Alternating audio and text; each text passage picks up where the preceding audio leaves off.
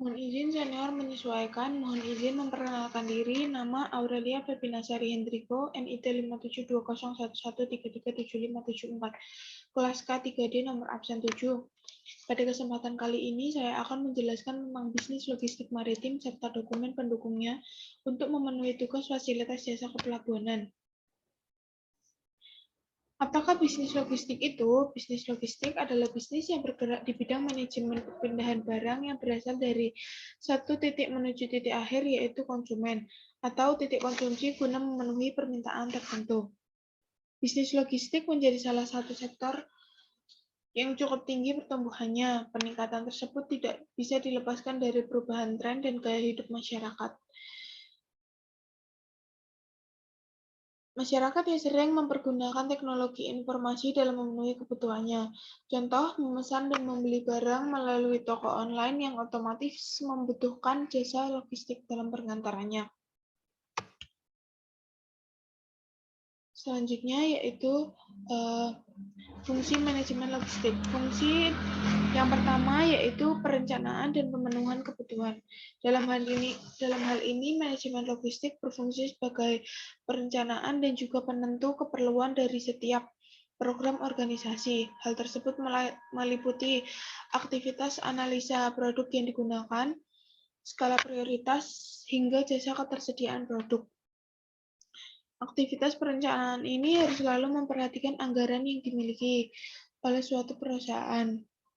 Itu guna dari fungsi penganggaran. Jika ada tidak kesesuaian, maka fungsi penganggaran juga harus diubah. Selanjutnya yaitu manajemen fungsi pengadaan. Pada dasarnya memang lebih fokus pada pengadaan barang dan menjadi hal penting yang harus diperhatikan. Saat ketidaksesuaian anggaran dan menjadi sulit dalam mengubah perencanaan, maka pihak manajemen logistik harus melakukan improvisasi dalam mengelola kegiatan logistik dengan budget yang terbatas.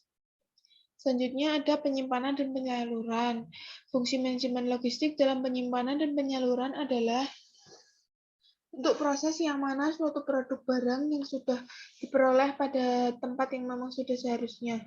Nantinya barang tersebut akan disalurkan ke pihak yang lain yang berkepentingan sesuai dengan SOP perusahaan tersebut. Selanjutnya ada pemeliharaan. Dalam hal ini, manajemen logistik juga meliputi seluruh pemeliharaan barang. Tujuannya agar barang tersebut tidak mudah rusak atau barang tersebut tersimpan dengan baik. Penghapusan. Dalam proses aktivitas manajemen logistik juga terdapat sistem penghapusan, yaitu dilakukan untuk memisahkan barang yang sudah rusak atau memperbaiki serta menggantinya dengan barang yang sesuai. Sistem pengendalian berfungsi sebagai pengendali yang mana akan dilakukan oleh seorang manajer logistik dengan tahapan yang sesuai dengan beberapa tahapan sebelumnya. Tujuannya adalah untuk memastikan seluruh fungsi logistik bisa dilakukan dengan seharusnya atau sesuai dengan harapan. Apakah bisnis logistik maritim itu? Bisnis logistik maritim adalah proses perencanaan, pelaksanaan, dan pengendalian pergerakan barang dan informasi melalui pelayaran. Proses ini adalah interaksi yang terintegrasi antara berbagai perilaku dalam kegiatan logistik melalui perairan untuk meningkatkan kapasitas dan kinerja logistik dalam mengantar barang yang tepat ke tempat yang tepat pada waktu yang tepat dan dalam kondisi yang tepat juga. Pelaku utama dalam bisnis logistik maritim yaitu usaha pelayaran, operator terminal dan pelabuhan, penyedia jasa pengiriman barang atau freight forwarder. Fungsi logistik maritim itu sendiri ada fungsi utama dan kegiatan mendukungnya. Dalam pengiriman, fungsi utamanya memindahkan kargo dari pelabuhan ke pelabuhan yang lainnya. Kegiatan mendukungnya yaitu dokumentasi yang berkaitan dengan perdagangan laut, pelacakan kontainer, dan informasi serta layanan antar moda-intermoda. Pelabuhan terminal atau terminal operation. Fungsi utamanya pengiriman penerimaan bongkar muat atau kargo bongkar muat menghubungi ke transportasi darat. Kegiatan pendukungnya yaitu pergudangan, menawarkan pusat distribusi, pengujian majelis, serta memperbaiki. Kargo penelusuran. Kegiatan fungsi utamanya yaitu pemesanan kapal dan mempersiapkan dokumen yang diperlukan untuk pengangkutan laut dan perdagangan atas nama pengirim. Kegiatan pendukungnya, kargo penelusuran yaitu manajemen ketersediaan pengemasan serta pergudangan. Apa saja dokumen yang diperlukan?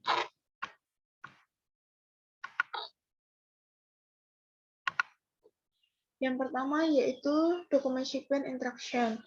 Dokumen ini adalah dokumen yang diperoleh oleh pihak pertama dan pihak kedua untuk proses pengiriman barang. Pihak pertama adalah pihak penjual barang atau shipper. Shipper juga berasal dari pembeli barang. Dan freight forwarder, perusahaan jasa kepada vendor mereka. Sedangkan pihak kedua adalah pengusaha pelayaran, penerbangan atau tracking, atau perusahaan logistik freight forwarder. Shipping instruction nantinya akan diberikan kepada pihak kedua untuk menerima data dan muatan yang tertera dalam surat tersebut. Yang kedua yaitu dokumen release atau release order adalah surat perintah pelepasan aset kontainer kepada pemilik atau pembeli. Bentuk RO seperti permohonan izin penjemputan kontainer oleh atas nama atau pihak tertentu. RO adalah pihak kedua untuk pihak pertama yang akan mengirimkan barang. Dokumen perintah surat muat. Perusahaan jasa ekspedisi mengeluarkan surat kepada pihak pertama atau penjual. Dalam surat perintah muat berisi tentang jenis muatan, jumlah muat, berat muat, nama, dan atau telepon pengemudi. Selanjutnya ada dokumen surat ekspedisi, yaitu sebelum kontainer berjalan, perusahaan jasa ekspedisi harus memberikan surat jalan kepada perusahaan tracking sebagai bukti bahwa kontainer memperoleh izin untuk berangkat menuju pelabuhan untuk proses loading ke kapal. Dokumen surat jalan pabrik. Penjual sebagai perusahaan dan pengirim barang akan mengeluarkan surat jalan ekspedisi. Akan mengeluarkan surat jalan terhadap jasa ekspedisi tracking. Isi surat ini kurang lebih sama dengan ekspedisi. Perbedaannya terletak pada siapa yang mengeluarkan surat jalan pabrik ini. Equipment Interest Reserve, yaitu depo pelayaran mengeluarkan dokumen ini kepada tracking atau jasa ekspedisi. Dokumen ini berdasarkan pemeriksaan atau survei atas kondisi kontainer. Depo pelayaran memberikan dokumen EIR kepada pengangkut ketika memuat dan mengosongkan kontainer. Selanjutnya ada Bill of Lading. Bill of Lading yaitu surat perjanjian pengangkutan antara shipper consignee dengan karir pelayaran. BL sendiri memuat informasi lengkap mengenai nama pengirim, nama kapal, data muat, pelabuhan muat, dan pelabuhan bongkar. Rincian freight, cara pembayarannya, nama consignee, jumlah BL original, dan tanggal tanda tangan. Selanjutnya ada delivery order. Sebuah dokumen yang berperan sebagai surat perintah penyerahan barang yang telah dipesan dengan kesepakatan bersama antara penjual dan pembeli yang ditunjukkan kepada gudang perusahaan. Selanjutnya ada berita acara serah terima, yaitu dokumen yang terakhir biasanya meliputi dokumentasi barang yang sudah sampai kepada pihak pembeli.